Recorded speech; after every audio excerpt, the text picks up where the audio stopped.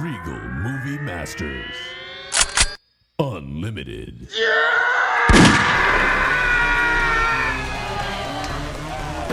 This is the Regal Movie Masters Unlimited podcast where we indiscriminately watch every goddamn movie that comes out at the local theater. This one is a two-pack for you. We got, starting things off, we got Creed 3. It's the newest Creed film about the Christian rock group fronted by Scott Stapp.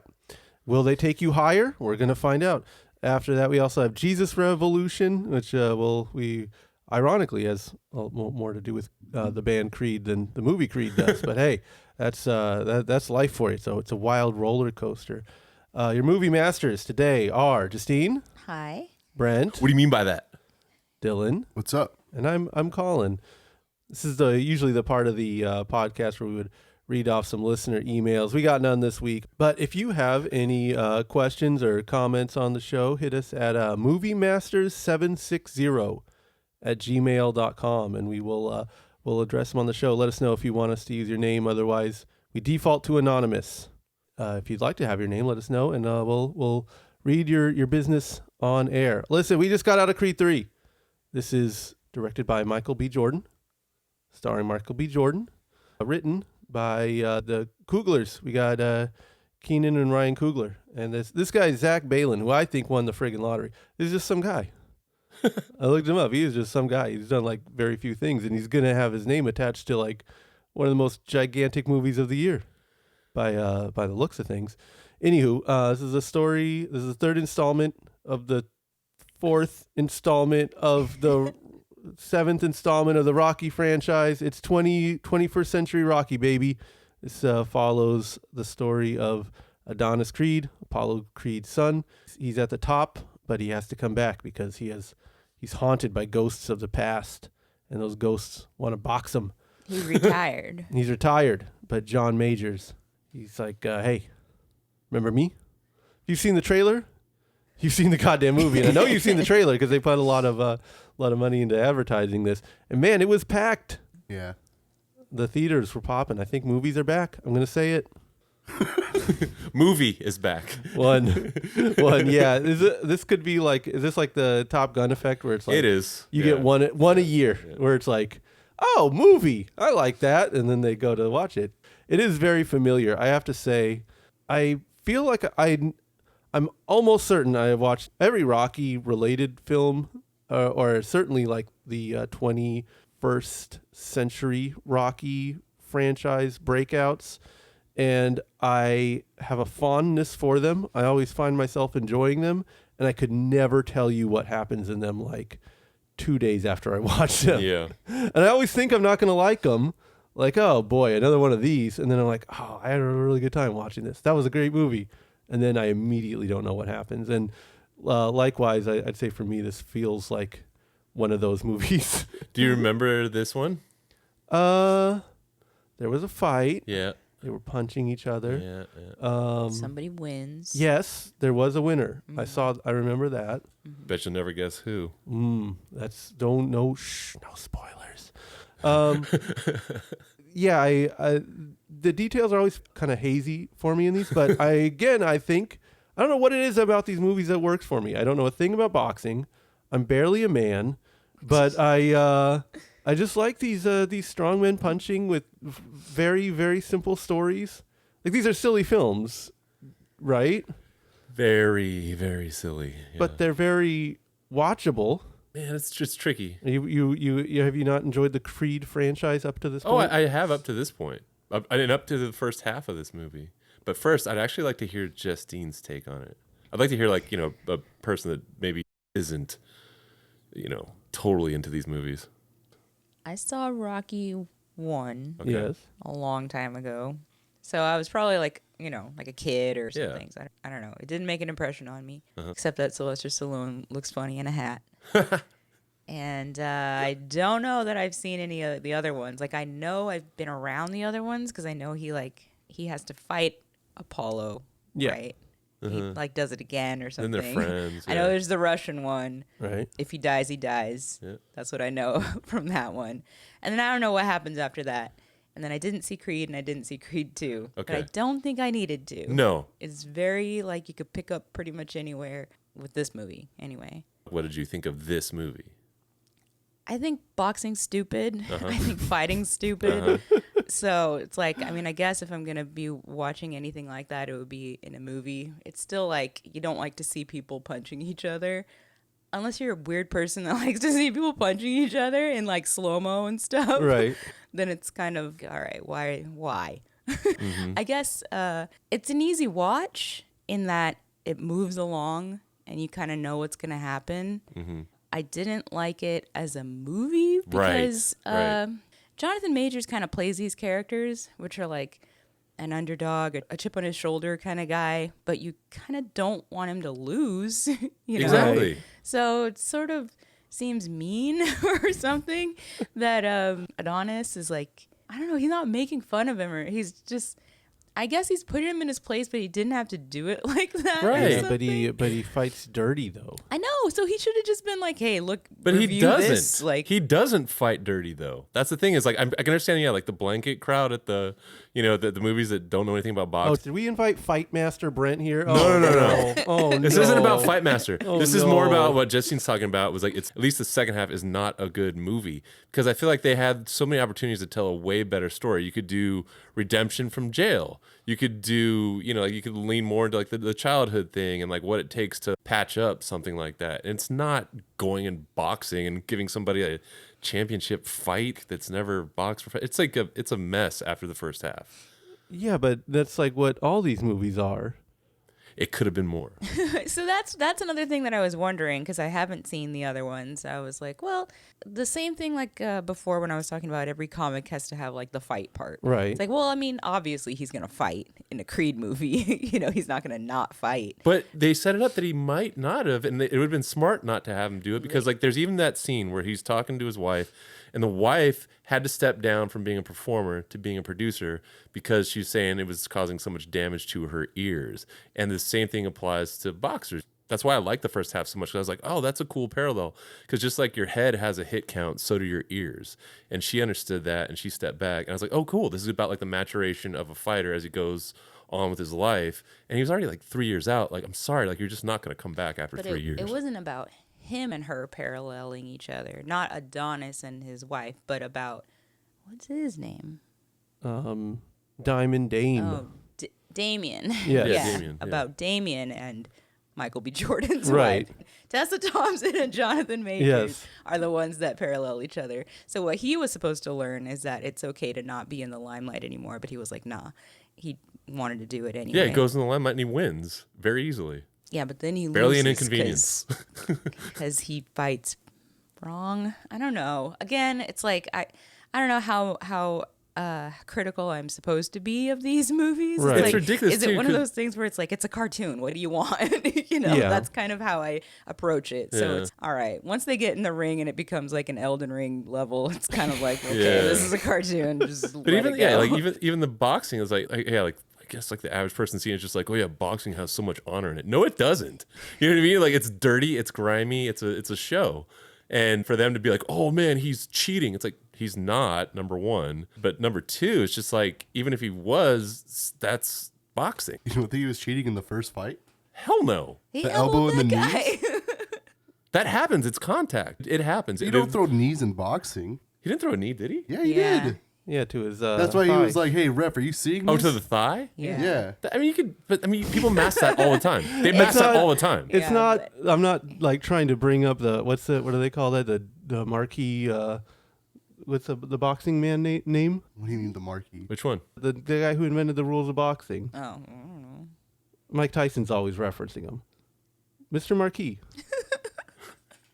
I don't know. Anyways, yeah, I'm not trying to be pedantic about the rules of boxing here, but yeah, the way it's presented in the film, that's what interests me about these movies. Kind of is like how they effectively communicate to someone who doesn't care a fuck about punch fights. The story, or like how they just from the technical perspective, how they make this interesting. Because I'll never watch an actual boxing match. But when you do the super slow-mo, and they speed it up, and you have everything choreographed in a way that's like, okay, it's not so much like I can follow it, like I couldn't follow a boxing match, but it's like, this is how you present this on the big screen and incorporate the narrative of the larger story into the fight. And likewise, regardless of, if he's actually fighting dirty or not, You get that he's... yeah, it's communicated through the film that he is. Thus, he is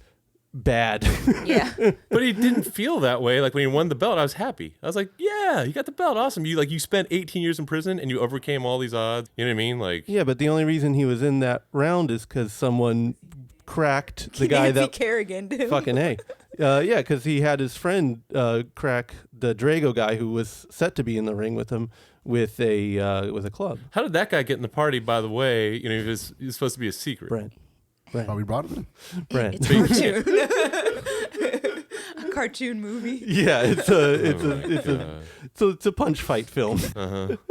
There was a goddamn robot waiter, and the fourth one. Let's not act like we're from a world of high I art was like, here. when did I miss a robot? No. Yeah, that I would've In was- never rolled with you. 1985. I was like, when they were at the record party? No, that was a person. Yeah. So, no. all right, so what did we learn from this movie? What have we learned We from? learned that you need to hit the gym, everyone. Right. I Full mean, plane. I don't know. I guess at some point it's just becomes like more effective of a superhero movie than the superhero movies that we've seen lately. It's feats of strength. It's like incredible training and the good guy, which would be the guy with the family and all that. Is that what makes him good? I mean, that's essentially where his strength comes from. And then what was that? Well, is it? It's Rocky. Which Rocky one is where he's rich and he's idle and 4. 4? Okay. I mean, it's a Rocky 4 thing where he's, gone soft and the other guy has. It's not exactly that story that they're telling, because Creed hasn't necessarily gone soft, but essentially saying that, like, your strength comes from your support network because, like, he's training up with all of his people, whereas Damien is kind of like his strength just comes from the hunger to be on top or whatever. And ultimately, I mean, again, it's very silly and it's insane. It's absolutely psychotic. Nothing of this movie makes sense. It's gibberish. A professional athlete who's reached that peak that Creed has fought versus a guy that's just been getting into prison fights and like skipped ahead of everything. I don't know. The movie felt Yeah, like two different halves to me because I'll give you that. Like the irrational male part. Yeah, I mean, that's my bread and butter. I deal with irrational males all day, every day. But like, it just felt different. I was like, the first half, I was like really excited and I was like, oh man, they're telling a cool story. And then it just turned into just like, oh, I got to fight you. I'm just going to train and beat you. Okay. And that's what he does. There was no furthering. Well, I mean, it's very like by the numbers, but like you have to open up, Creed. Okay, I will open up. And then he opens up about nothing. Who was Right. Leon? And I was like, damn, are they going to say that Michael B. Jordan got molested by a That's dude what I in thought, group but home? then they Which didn't. is like, he hit us a lot. Like, all right, fine. Yeah. Fine. But whatever. That's like, and again, I'm not under any delusion that these are like important films or great movies or anything. Again, I am watching myself watch the movie. I'm like, why do these always work for me? I've seen them all. They They were all like in 1 and 2. Yeah. work enough, And obviously, Rocky 1, we're not including in this conversation. That's a different beast altogether. Yeah. But like the worst of the Rocky movies, the Creed movies, they all kind of work. And I'm like, do we just need these stories told in this beat by beat way with the montages and the triumphant music and the gladiator poses? Like, and I'm not trying to get all, like, what is the meta meaning of all this? I'm just like, again, I'm like, how does this entertain me? Like, why does it work? And it always works. Yeah, I mean, it plays on some very basic emotions. Right. Like a lot of things. Here's a good guy, here's a bad guy. If you try really hard, Right. you'll come out on top. And they show you the training montage every movie. Yeah, you get goddamn better. And they show him getting beat up, and you're like, oh no, don't count him out. Oh my And then God. he says, get up. Yeah. And you get an extra man. You get a 1-up. And apparently during a fight, you can just turn your head to your opponent and talk to your corner, just like not get punched while that's happening. So, everybody likes that. Everybody wants to feel like that. Also, everybody sees it and gets pumped. This one was so on the nose with the white trunks and the black trunks. Yeah. Okay, good guy, bad guy. Yeah. I mean, it's I don't know. I guess I'm interested in these movies in the way that I'm interested in like good pop songs, where it's like, yeah, of course you know what's going to happen. It's all predictable. It's all very silly. But like, why does it work sometimes and not other times? And just in terms of like a base level of entertainment, I don't know. I'm very interested in what's needed to get to that baseline. I mean, I can't think of anything right now that like, I guess fails at it. You said like it works for you, right? Well, I'm trying to think of like, I mean, I don't know. I'm sick of picking on Avatar, but that's like a very boring. The experience of watching that movie is boring to me, and it's no smarter. These are both dumb, simple movies. Yeah, but again, that takes away the element that I'm talking about, which is here's a guy, right? And he just needs to work hard, and he can get the thing done. Right. And it's all about like pulling yourself up, and it's all about one guy. Right. Well, okay. What about Black Adam then? Because that was a pretty. He's just some superpowered person. That's nothing. He doesn't have to try. You have to have your protagonist have to try, right? And like through his own, I don't know what to call it. Gumption? Sure. He's able to do this. And so you're supposed to feel like, I could do that too, Yeah. And so that's it. That's all you have to do in any movie, and you can succeed. But that's why I'm trying to think, what is a movie that does that, but that simply that doesn't work? Yeah, an individual who overcomes and does it in the end. And they're good. You can't do it. You can't do it by like playing dirty or something. It's the whole like honorable doing stuff because you're good at it. All of those in place, and it's like a drag to watch. Jeez. Yeah, I don't know. Yeah, I'm trying to think of a good negative example of that. No, because they won't show something like that. The whole point is that you have to feel good about it. If there's a movie where a person does all that stuff and then loses, you have to have a second movie where they win. Yeah. Or like 12 other movies, like the first Rocky movie. Yeah. There is a movie like that. That's bad? Where he loses. Oh, yeah. But then still wins in the end. What's that one with the kid? And he gets in the football team and then he loses the game. Oh, Lucas. Amazing yeah. movie. But that's not necessarily... because you don't know football. But I was going to say, like, the big climactic scene, he drops the pass. But, like... Oh, yeah, no, we're saying he loses the game. Yeah. But I think does he try really hard at football? He tries to get in the game, and then once he gets in it... But terrible. if they had him have, like, a training montage of playing football... I don't think that Lucas. It's not like he's really trained. Yeah, I don't think that the point. I don't think that's like a triumph of the will story. Yeah, no. It's just like I don't know what you would call it, just a general coming of age film. Sure. Yeah. I think that just like compared to other Rocky movies, there was really no adversity to come back from these 3 years. You'd think after 3 years off, it'd be hard as fuck to get back into a condition and shape where you could. Actually go do 12 rounds like that? I mean, I guess he's not fighting a real fighter, though. So I guess. Probably to, like, fight. Even that Guerrero guy would Chavez? probably have been, probably have been, like, a hard fight for him, maybe. Oh, I think... Because that guy's, like, in shape and stuff. So he was able to come out of retirement and kind of brush up on it because Damien's not really... I mean, he's in shape, but he's not, like, a boxer. That's my guess. Both of them are kind of on an even level. No, he was a Golden Gloves as a kid. Like he knew all the fundamentals, and he was like the highest ranked amateur. Like before he got put away. So I mean, he has like the fundamentals, but I don't know. He was just training in prison. Yeah. I mean, you saw him. He was like still buff, climbing ropes with no feet and stuff. He's that's doing the thing is like workout. if you have the fundamentals and you keep up your cardio, you can. And you maintain your fundamentals, which I'm sure he did in prison. It's fine. I believe that. No problem. I didn't believe Creed after years of like concussive force and like all those injuries, after 3 years, be like, oh yeah, no problem. Go and just beat this guy very easily. Yeah, I don't know why you think those 3 years he was like you saw the physique that he was in. That's physique true. does not. He runs a gym and is like. No. But like the long term, like injuries that you have from a full fighting career and then taking 3 years off, it's not going to work. It just doesn't. Yeah, like people have attempted that in real life. This is the franchise with a robot waiter. Yeah. What I'm saying is, where a Russian lab built a man. The point isn't the realism of it.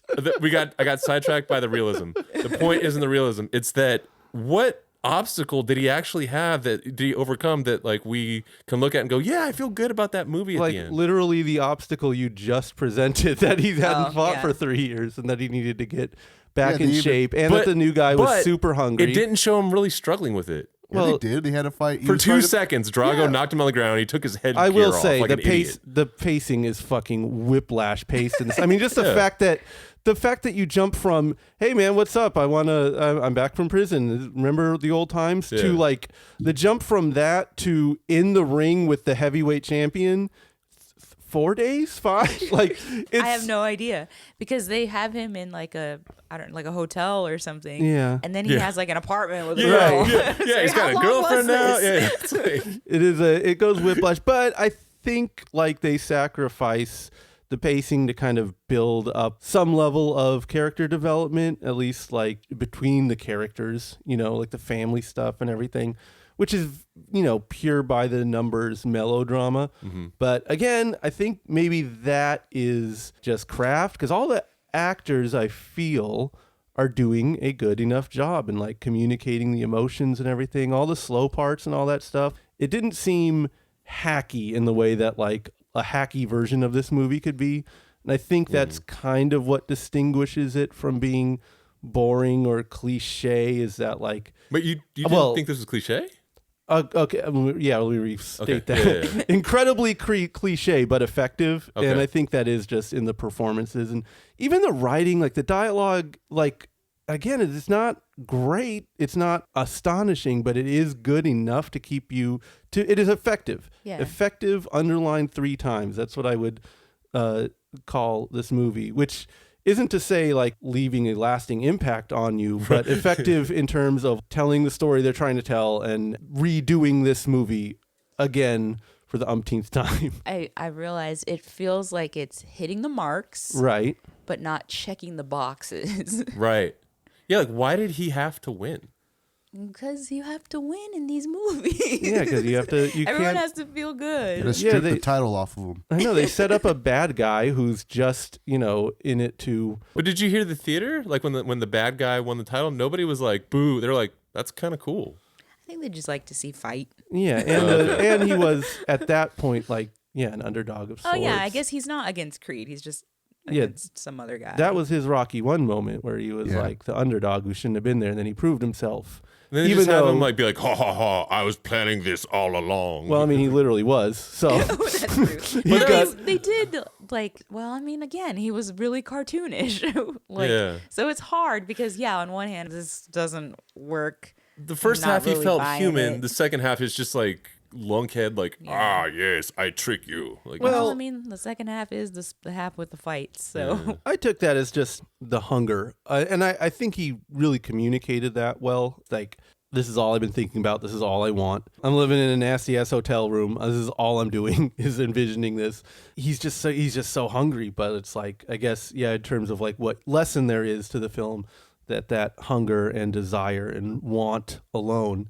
Does not a champion make. So I think that's why he has to lose is because you have to show people that you can't just want it a lot. You have to also have this kind of support group and everyone on your side. And I don't know, I guess he didn't really use his head, did he? It's about not taking out your emotion by fighting. That's what it is. It's like because he's all mad and stuff. And what's his name?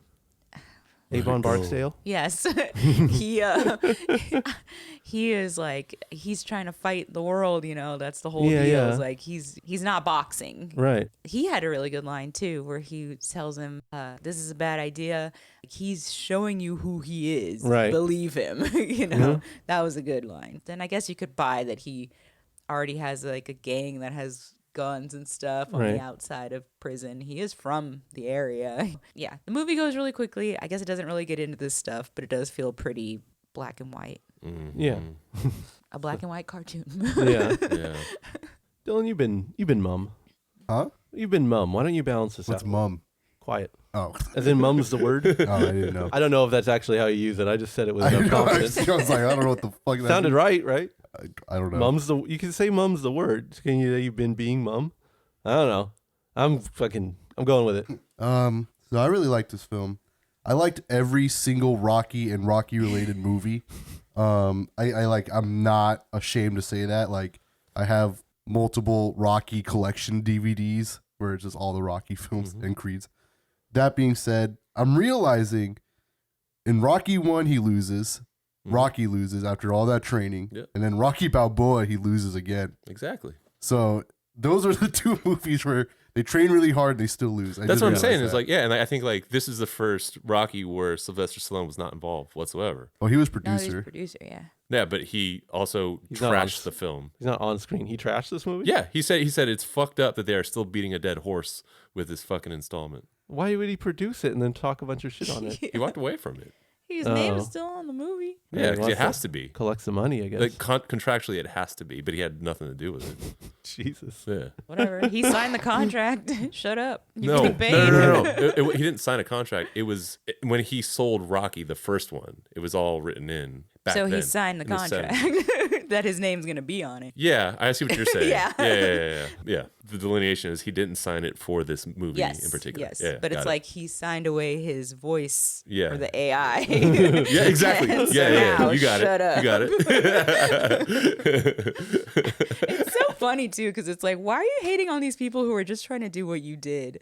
Yeah, Like, he don't talk down to these movies. You made Rocky 4 or Yeah. whatever you're talking about. Yeah, that's weird. I don't know why you gotta steal their shine like that. No, but like what Dylan was saying, like there was vulnerability in the character. Yeah, in the first movie, then he made And in- five other ones that were No, but very in Rocky silly. Balboa as well. There was no vulnerability in Michael B. Jordan's fucking character Is there whatsoever. a movie after Rocky Balboa? Just Creed. Yeah, then went to Creed. The first two Yeah. Creeds are pretty good. Yeah, but Michael B. Jordan is in his 80s Stallone phase. Oh, So yeah. let him be 80s Stallone, and when Michael B. Jordan is in his 60s, then he can make Adonis Creed. Adonis Honest Creed. and he can lose and be like, all right. Yeah, I finally And then lost he could it. teach But no. Dame's kid. Yeah. But yeah, you don't talk to me about the integrity of your fucking work. Stallone shouldn't talk about like Oh yeah, that's yeah, like he yeah, did has a pristine record. Like there was some Oh, cash absolutely. grabby ass shit in the Rocky franchise. Now that someone else is doing some cash grabby ass shit, he wants to fucking run his mouth. But Yeah. shut up. Stop. Just stop. Again, these are fucking Go do the Expendables 4. yeah. You're gonna talk to me about beating a dead horse? Jesus. How many Rambo movies? Anyways, I like that there's signing. yes, Deaf people are having a moment, right, and I'm here for it. yes. I get it. Oh, I didn't mean it HEAR like for that it. at all. Yeah, but I like that. So I like that there was that little girl, but I didn't see the other ones. But I didn't need to. Again, Yeah, these didn't are the need to same know movie. why she's not a hearing character. And I get Tessa Thompson has a hearing aid, Yeah. so everyone's signing. Don't need a backstory. We're gonna watch another movie exactly like this 10 years from now. There will be 2 or 3 movies between these. You will not need to see them to know what that Yeah, movie in 10 exactly. years is about either. Creed 9. It's just the same story retold Yes. again and again. And we want to see how people train. Punch a tree. You gotta punch a tree. Plane. You gotta pull shit. Gotta pull a Climb. plane. You got to run a lot. Half these movies are running. Yeah, up hills. Yeah. It's so funny because, like, yeah, to mimic the Stallone running up the art museum steps in Philly, he just runs up the hill in Hollywood and starts Sure. screaming. Sure. Anyway, I'm gonna say right now, liked all those films, right? Yeah, In my head, this is like, what if Mike Tyson never got out of prison the first time Right. and just like was in jail, comes out pissed off, and just fought whoever he was friends with at that time, but just make it Creed. I like that aspect. In my head, that's my fan theory. Is that Oh, Dame? I mean, they shouted it out. I mean, like right down to like wearing the towel to the ring. Yeah, you know yeah, what I the mean? towel, like, the it was, all like- black. Yeah, it was Yeah. all. Yeah, it was Yeah, very it was like, Tyson. he was just like a Tyson character. So Yeah. it's just like Yep. I like that aspect as like a combat fan. Yep. Yeah, no, I am like I like boxing and shit like that, so it's like really cool. But like so I'm just like kind of watching it with that aspect in mind, and then like I guess you don't need to watch 1 and 2 about Tessa Thompson or his kid. I don't even remember his kid being in the second one. I kind of remember it. Like I think she's like a baby, obviously. But I don't remember like 3. Anyway, I like how they bring back Draco Jr. That was fucking cool for me. Yeah. But overall, guys, boxing is back. Movies are back and boxing is back. Finally. You know what I mean? Yeah. I guess the in terms of like what he had to overcome or whatever, like again, I do not want to hear anything about weight classes or anything like that. I see a smaller guy in the ring and I see a much larger, more physically intimidating guy in the ring. To the viewer, it's communicated that like the littler guy, which in this case is Michael B. Jordan, is in danger from the giant man. That was the hilarious thing about it because, you know, obviously in real boxing, the weight classes are like, it's just like, you know, like 4 pounds away from another. And then there's just so many of them. You know what I mean? But this one to just be like, well, doesn't matter what your weight is. Just get in the ring, idiot. Close enough. Go. Yeah. You're both buff guys that want to punch each other. Go for it. We're down. We should never be sanctioned by any. Yeah. Anyway. So are we for Creed 3? Are we getting in the ring, or are we turning down this fight ticket? I'll say I'll get in the ring. These are all the same movie. I keep watching the same movie. I am in Groundhog's Day. And every 2 to 3 years, I'm going to watch the same punch fight movie, I think, until I'm dead. And it'll be all kind of passable. And this is a passable, entertaining, crowd-pleasing film. I am always impressed when something is this well tread as far as the story goes and is still like, I can watch this. I'm not bored. This is fine. And this is that movie for me. Justine? Yeah, I mean, it has nothing that I am interested in, but it's a fine watch, honestly. You'll sit there and be entertained the way that that we've been saying. Right. You watch it. You are glad that people are good at things. Sure. Maybe. Being strong is hard to do. Yeah. Maybe you could do it. Maybe you need to listen to the Creed 3 soundtrack and you can get in shape too. Yeah, look at these guys. They're going for it. Yeah. Go for it. All right. I say watch this movie up until Damien wins the belt and turn it off. Great movie. Watch the whole thing. It's good. That's it. This is going to make a shitload of money. The theater was wild. This is a successful formula. That's why they keep doing it, right? It's PG-13. Mm-hmm. Yeah? Yeah. Now that I'm thinking about it, swearing's not there. There's fighting, obviously, but as Americans, we don't care about that. No. So, PG-13, bunch of kids. Yeah, it's going to fucking crush, I think. Yeah. Did this, I don't know why I'm so fixated on, like, the immense success of Top Gun, Top Gun Maverick. But I wonder if the Creed movies kind of they set the stage for that, because I got this similar kind of energy from this movie. And Creed movies set the stage for Top Gun? I mean, the comeback of the Rocky franchise in general, where it's like, hey, remember this? Here it is again. And then the Top Gun movie was like, hey, remember this? Here it is again. And I'll talk with Dylan about this. I don't think that Rocky ever necessarily went away, did it? It was pretty there was like a bunch of them. In the 90s, I guess. It dies. Let's see. Rocky 5 is like 91. Yeah. Done. Rocky Balboa is like 06.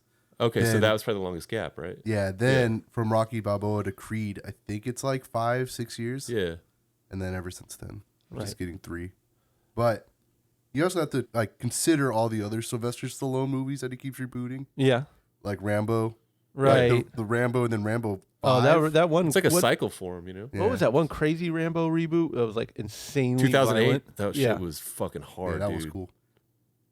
There's also Aliens and Predators, but that doesn't really count. Yeah, I guess it's I don't know. I'm still in the lab on that one. But yeah, I guess in general though, at least right now, and I guess probably for a while now, it's just show us thing we remember and we're there for it. And this is very much a like, hey, remember this kind of thing.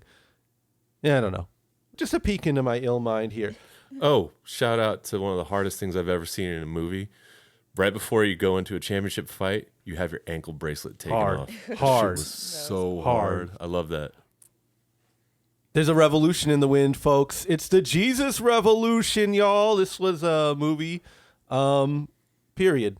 That's all I got. No, this is directed by John Irwin and Brett McCorkle. They have had their fingers in the faith-based films for a while now, as I've just learned on IMDb. It follows essentially the story of the founding of Calvary Chapel Church, which sort of came out of the proverbial Jesus revolution. Basically all like the hippies that found Jesus in the late 60s into the early 70s. I want to say this is really like more of like a 1970 than like 69, which is kind of a significant difference, weirdly. I don't get into all the real pedantic details about all of this, but yeah, the late 60s, early 70s, a bunch of hippies go to Jesus, and this is sort of about the grassroots of that. And this essentially turns into, from this movement, you get like what they would call Jesus music, like the early Christian rock, soft rock stuff, like the Maranthe records, Myrrh records. This one focused on Love Song, the band. Yeah, I guess that's the short and long of it, right? And like, yeah, the Calvary Chapel stuff. Mm-hmm. So I guess in a way, it's almost like a music autobio, right? It could be. A music doc. Well, not a dog, is boy, let me tell you, I was exactly 2/3 of the way into this movie before I realized it was a Jesus movie. And Jesus, wait, what? 2/3 of the way, exactly 2/3 of the way, and I was Yeah. like, "Oh God damn it! It's like a regular Jesus movie." We were talking about this, and Colin was like, "Oh no, it's just like a movie about some hippies that do like get into like church What gave you that stuff." impression? So every piece of information I know about this era comes from like secular people, especially in the record collector world. Like, there's a lot of people that love the weird psychedelic outsider Christian folk music and stuff from that period, because like the consensus I think among those kind of collectors is it's just so odd and strange and outsider, and all of which is true. And it's also just an interesting story. Like it's could easily be like a secular tale and like a dark, weird world. Like I don't know, like a Manson cult kind of thing, you know? So you went in with the optimism and hope that it could stand as a movie without going full Jesus? I wouldn't say optimism and hope. Here's the thing. Jesus movies, for those listening that don't know, I would say I still blame God's Not Dead for this. I think that was the movie that like in the modern era of sorts was like, you can make a Jesus-y movie and make a lot of money and put a little bit of effort into production and get a little bit of name recognition in the stars, and like people will come out. I thought that was Passion of the Christ. Passion of Christ, I think, is genuinely a secular film. Aw. Yeah, that is a movie about, well, that is a fucking dark, fucked up movie. I know who watched it, Yeah. but I think if you... And wasn't it made by Mel Gibson? Yeah. It was, yeah. But that is incredibly different in tone than the Jesus movies. Yeah, but I think that it set the stage of like, look, these people will come out if Right. you want to make these movies. But in terms of like there's a tone to these kind of movies. It's like saying like, well, Batman in '89 was a superhero movie. It's like, nah, Spider-Man 2001. That's when superhero movies start to be superhero movies. Yeah, Passion like was a Jesus movie and it made a shitload of money. So was 10 Commandments. You know, it's like too grisly and brutal to be a proper like Jesus movie. Faith-based cinema. Yeah, that's different. It's different, and that's when God's Not Dead comes in, because that's very much so like movie of the week, melodrama. That's the Hallmark version. Yes, yes. If I had known that was the, if I had known it was a Jesus movie, I would rate it on Jesus movie like standards, which is like, oh, I don't even really mind the movies. They're like silly and fun and cheesy, you know.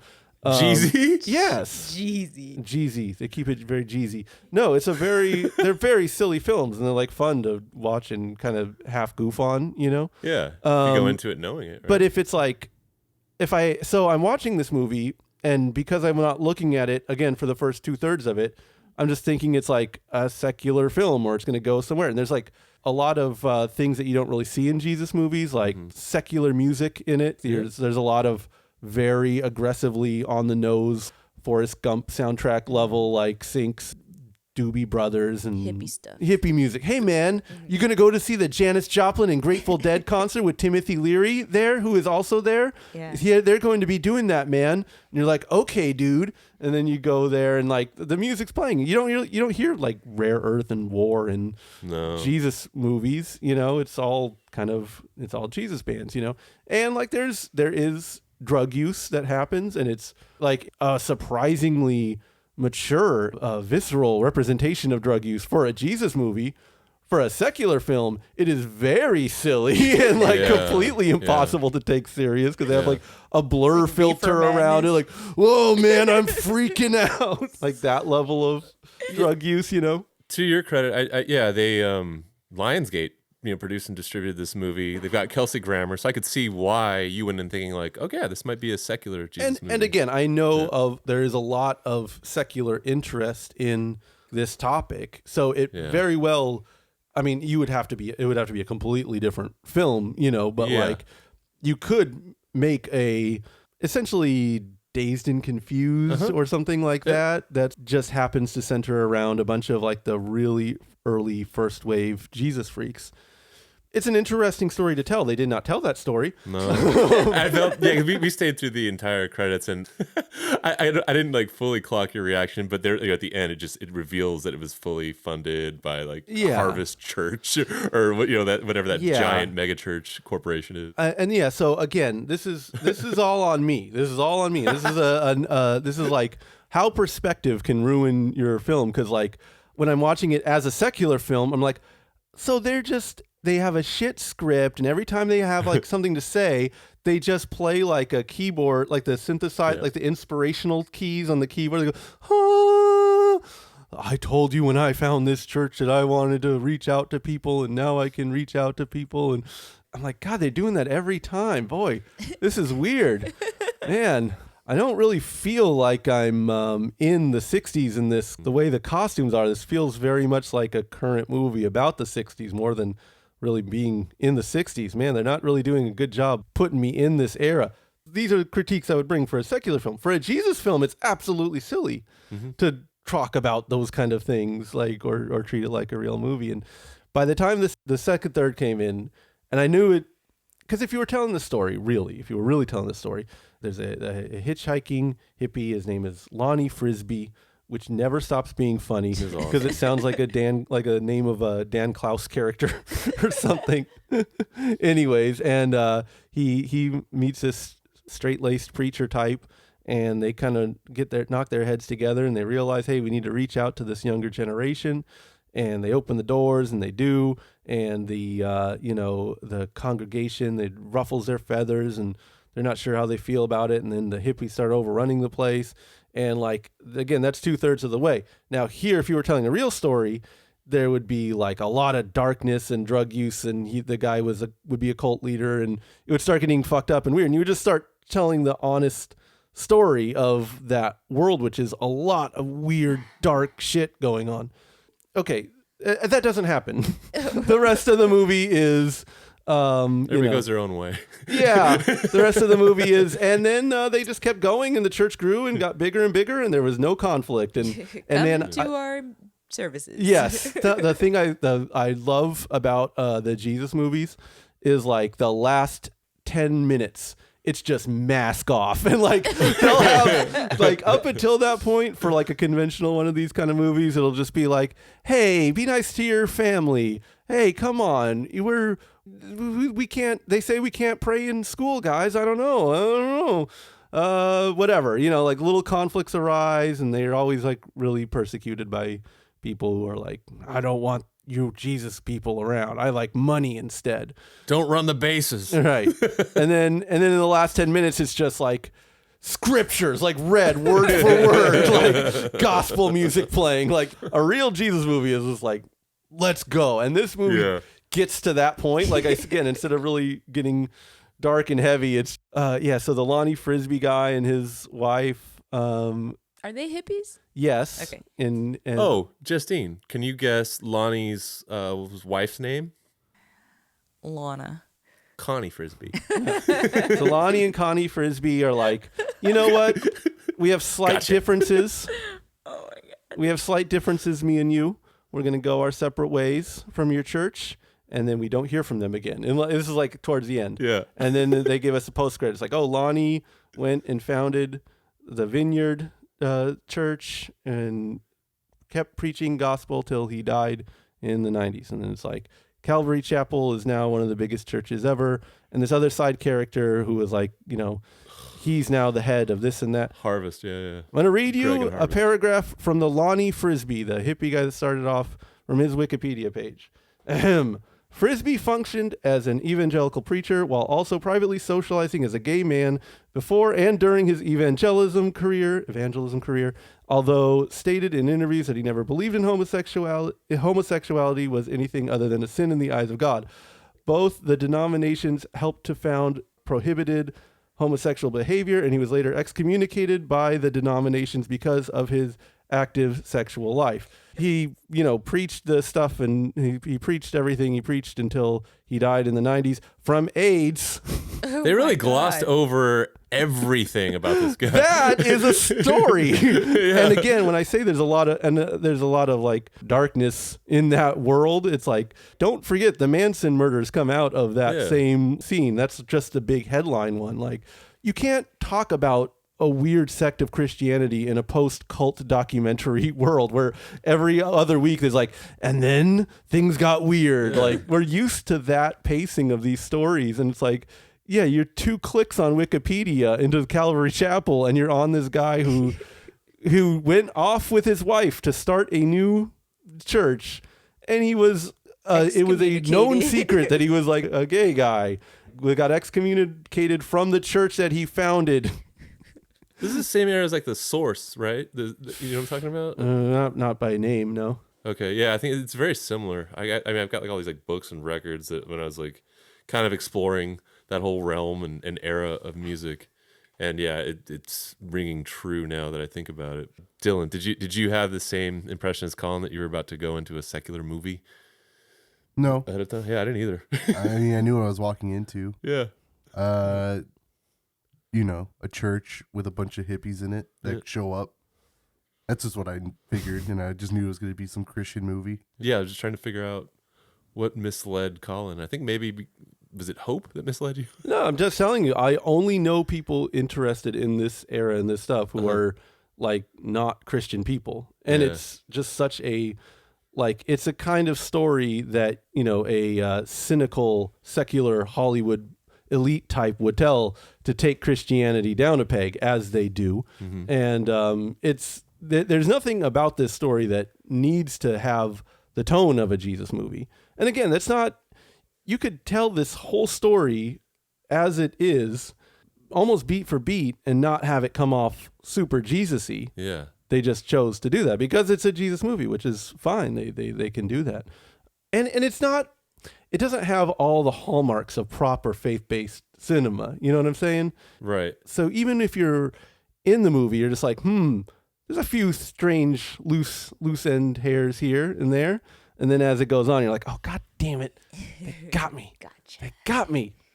There's also this like weird cognitive dissonance because like at the end when you see the big Harvest Church logo and you're like, okay, that's the Greg character. The Greg character is that kid that starts off doing like all the drugs and ends up in the rain, and Lonnie comes up and helps him, and then he just kind of like stumbles his way into becoming a pastor with no, like, he doesn't go to like monastery or school to learn anything about it. You have to do that. They just hand it off to him. You're saying he was if you want to start a church tomorrow, you can just rent a conference room.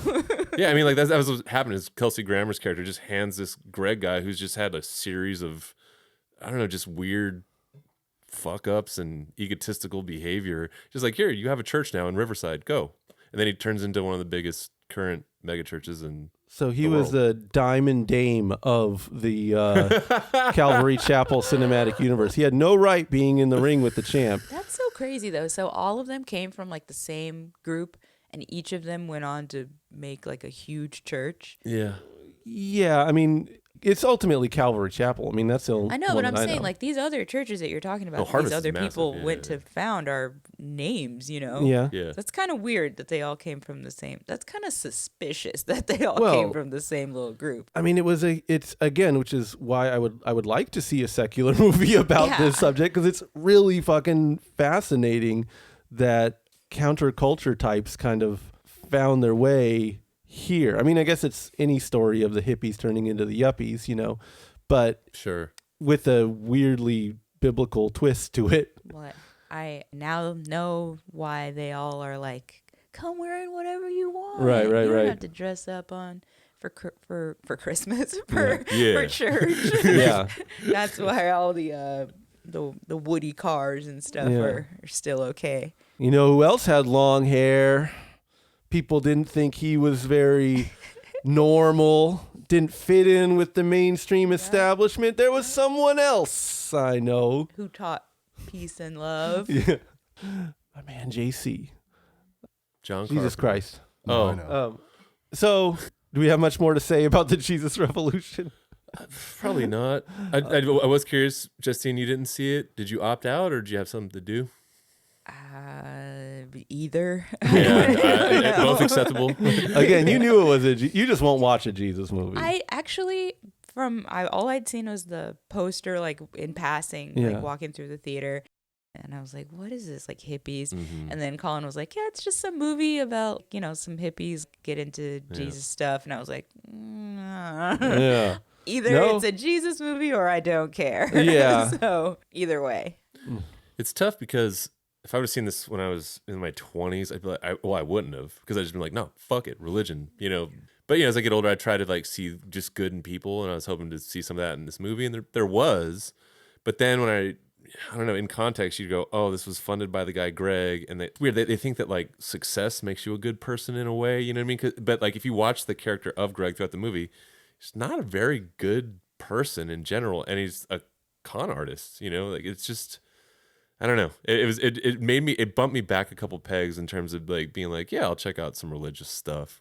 Well, you know, they're not all going to be running the bases. No, they all can't. They're do not that. all going to Yeah. be Gigi and Nate, maybe. Maybe.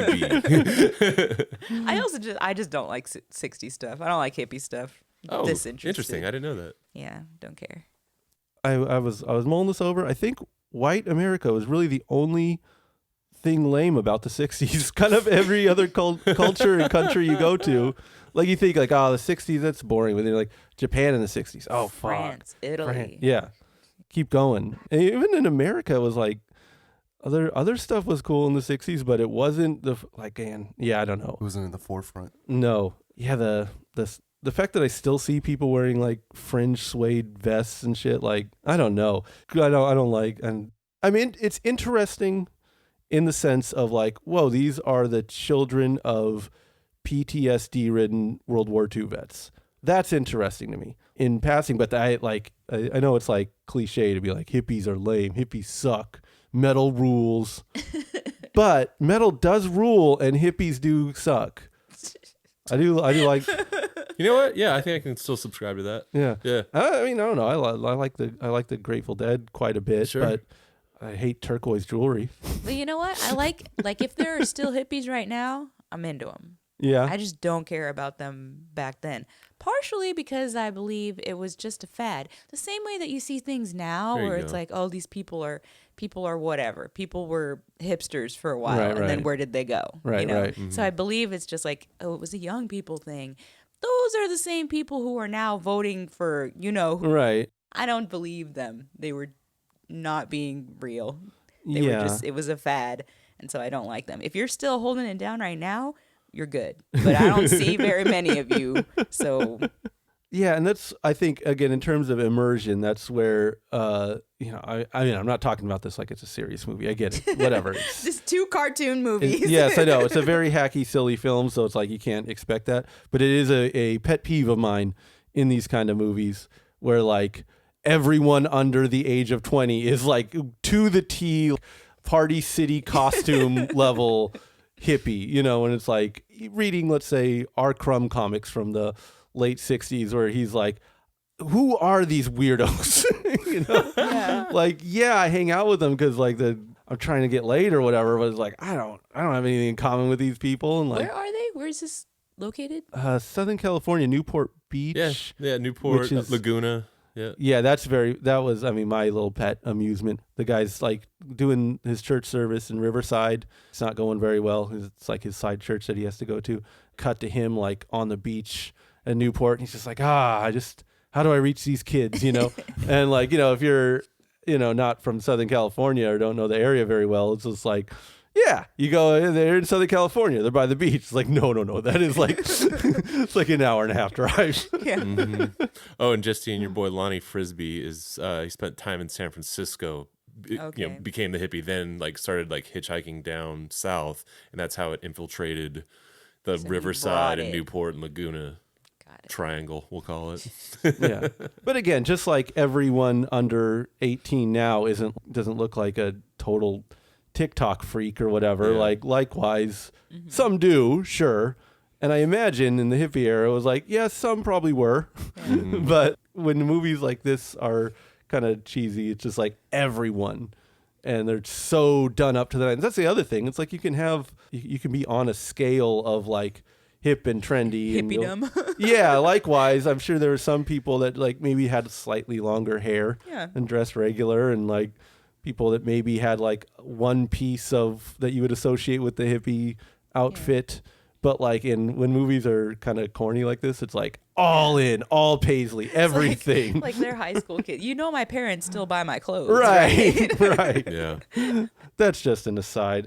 So the Jesus revolution, are we joining the revolution, or are we going to burn in hell, sinners as we are? Me personally, I am going straight to hell. Like I wish this was more of a Jesus movie so that I could enjoy it on that level. Or that it told a more interesting story. Yeah, or that it was, you know, just, I don't even think it's secular really, because you could still portray this religious movement in a positive light and show the positive things that it did, and also show the really dark, weird, messed up parts of it.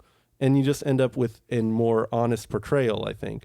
Whereas what we have here is sort of a neither here nor there for me. So it's like I'm not seeing any realness to it. And as a propaganda piece, it's just too much poorly done secular filmmaking rather than well done Jesus movie making. So what's the great King of the Hill line? Like, you're not making Christian rock good, you're making rock music worse. Yeah. I think you can make good movies based off of the Bible because there's a lot of cool stories in there. The Devil Conspiracy obviously was such an enjoyable venture into the theater. That's a good example of just one for one, like following scripture, and sticking to it, and like just showing the events as they were. They're timeless tales. Yeah, you do that. I'll definitely check out your movie. But like this type of stuff, I'm not gonna watch it anymore. And I think like just kind of having that moment when it revealed that it was funded by Harvest Church, and then going, oh, that's that Greg guy, and then going, that was the worst character of the entire movie. Like, he doesn't even have that awareness that he's just a horrible human. Right. I think I'm kind of done experimenting with movies that are produced by religious organizations. I'll stick with The Evil Conspiracy and stuff like that. I'll join the revolution. I don't care.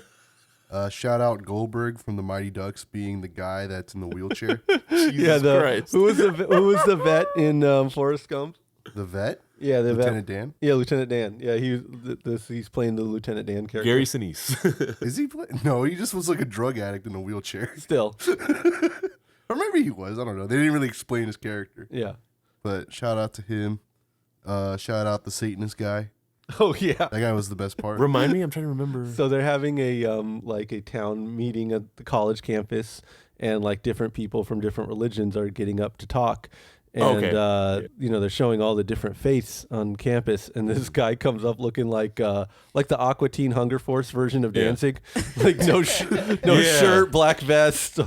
He just gets up on the podium where they talk, which is just like under a tree or whatever. And he's just like, "Hail Satan." Yeah, and then Lonnie Frisbee gets up and talks after him. And reaches the people. Yeah, shout out that guy. That guy was cool. I wish there was more of him. Absolutely. I wish that was like the protagonist, honestly. I wish that guy was like trying to stop the church. Yeah, he only had like a couple minutes. He only says "Hail Satan," and then he leaves. But Yeah, I'll join. Whatever. It's cool. Brent, what do you got in the news for us?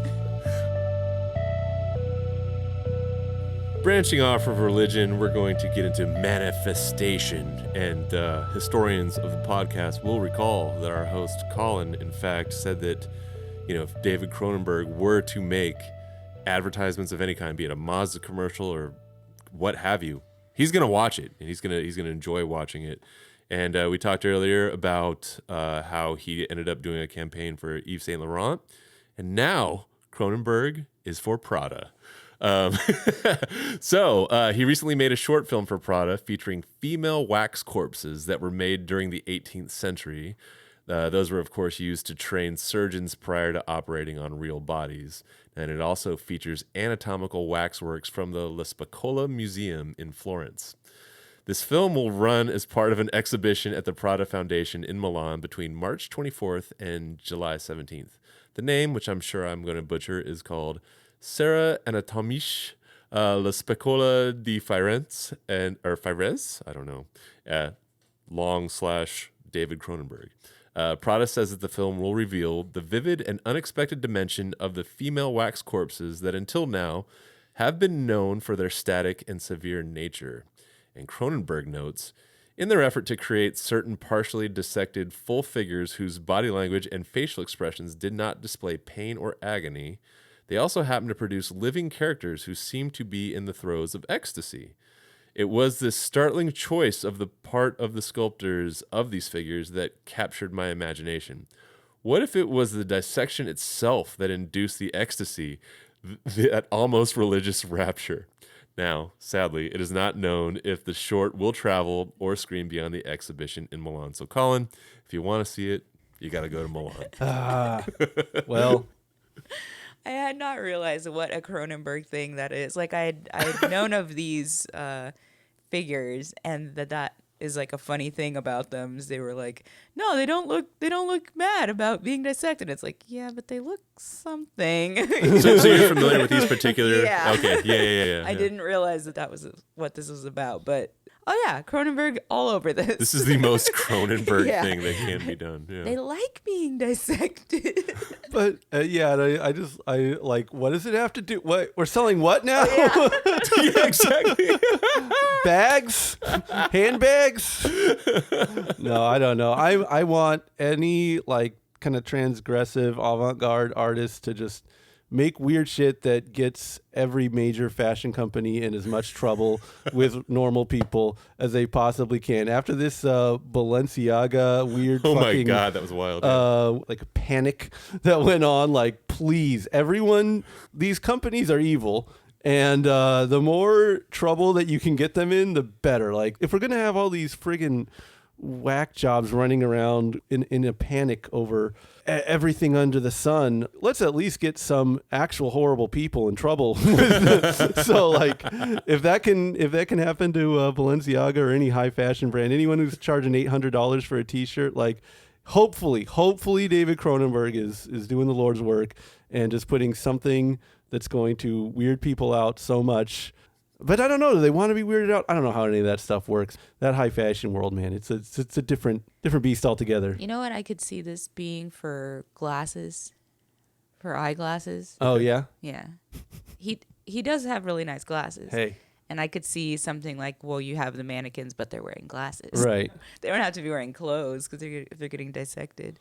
So Right. maybe it's accessories. Again, anyone that brings smoke to these brands from weirdos on the internet who have no interest or knowledge or understanding of clothing brands or fashion or anything like that, like, I'm for it. If anyone can do it, anyone can get the ire of random ass weirdos. Do you think that's maybe part of the strategy? Just like, all right, how do we drum up a little bit of controversy so that we can keep getting, Yeah, free we don't PR? want to, like, okay, Balenciaga has the kid thing down. Damn it. What can we do? Women like to be cut up. Yes. Go with it. Print, run. I got a guy for the job. Let's pray. It's kind of like, I forget what line it is, but a lot of brands get free publicity whenever they just issue, if it's high fashion, somebody will get upset that they issued an outfit that looks like a homeless person would wear it. Right, you know what I right. mean? So yeah, it's like a hyper version of that. Yeah, again, just get them in trouble. Yeah. Make them lose money. Hopefully. Fingers crossed. Do you have any team ups that you'd like to see in terms of like your goal here? Oh, I'd take them all down. Pair a miscreant with a fashion brand. Harmony Korine Yep. for Okay. Gucci. What else we got? Yes. Kenneth Anger for... Oh my God. For John Barbados. Yes, let's go. All right, so we are officially 1 week out from the opening of Scream 6. And to promote it, Paramount and their marketing firm have been promoting the film through various Ghostface sightings around the country, of course.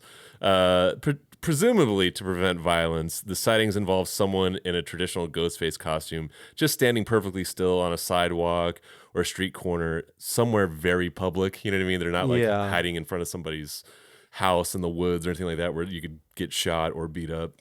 This, of course, didn't stop people from unnecessarily bombarding 911 in all of these towns, which hopefully didn't cost anybody their lives. You know what I mean? On like the actual emergency end.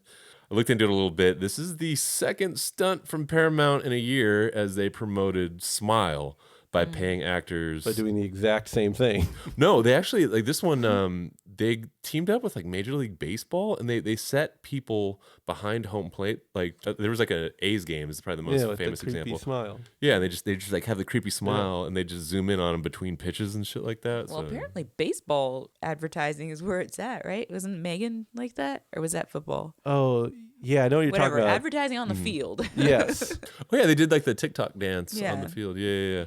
But I mean, like that smile thing. I mean, like, the film ended up grossing over $200 million. Yeah. You know what I Smile mean? had to walk so Scream could run. It's not, It's not like- unusual to see.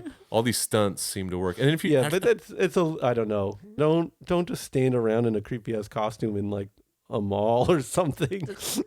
Who isn't going to call the cops on you? did it happen for It as well? There's like clown sightings. That was just a weird thing. Coincidence, I guess. Really? Yeah, it Okay. was a weird thing, and that was not marketing. That was just a bunch of creeps just Yeah. doing Yeah. that and It was scaring clown mania. everybody. Yeah, It was like flash mob shit. yeah. So that's why this is. I mean, I guess it's a good idea because if they just kind of throw some people out there, then yeah, like a TikTok thing, and anybody could do it, and then free advertising.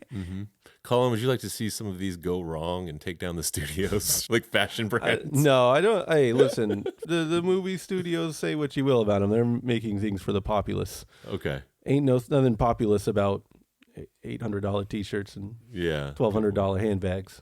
Yeah. That's not for the people. Oh, okay. Yeah. That's how out of touch I am, I guess. Yeah. Yeah, I took that at face value. I was like, yeah, that's a lot.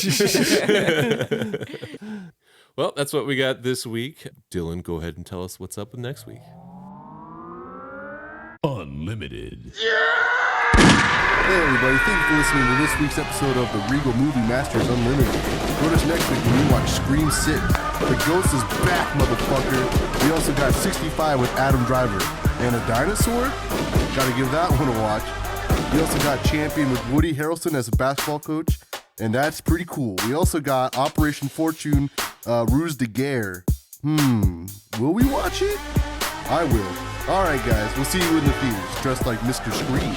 Bye!